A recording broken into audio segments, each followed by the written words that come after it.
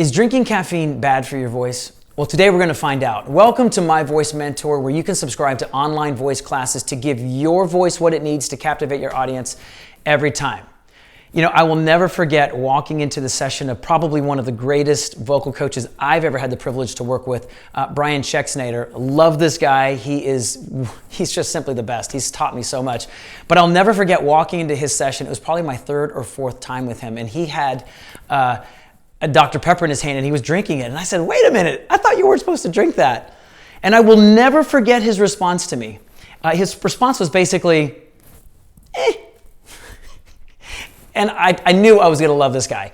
I knew that this was my kind of guy because he basically was saying so much in that little thing. He was saying, whatever. You know, and that's kind of what I want to tell you today. It's like, I know that this is probably a debate that's going to rage on for years to come, and I'm sure I'm probably bringing some controversy into it, not intended at all. I mean, there are doctors and scholars, and some say, you know, a little bit of coffee is good for you. You know, a little bit of wine is good for you, and others say, no, don't touch the stuff.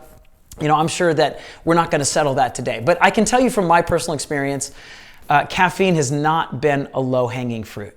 Other than the obvious things of, yes, caffeine does dehydrate you a little bit, and you want to make sure that you stay well hydrated, absolutely.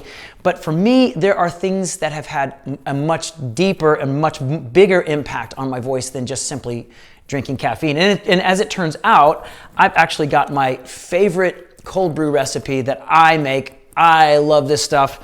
And this is how I start my morning every day. It's one of the ways that I help regulate. For me, it actually helps me wake my voice up. So, you know what? The old doctor's adage probably fits here as well. If it hurts when you move your arm, then don't move your arm. Look, if you drink caffeine and it negatively affects your voice, well then stop drinking caffeine. But don't stop drinking caffeine simply because you heard somebody say that it wasn't good for you. Let me affirm you today that, you know what, enjoy it. If it helps and it doesn't hurt, then, you know, there's no problem with it. Everything in moderation, I think, is a good thing. So that is today's vocal tip. And you know what, if you stick around, you're gonna hear a lot of things that are actually gonna have an impact on your voice that's gonna change. But in the meantime, hey, enjoy your coffee.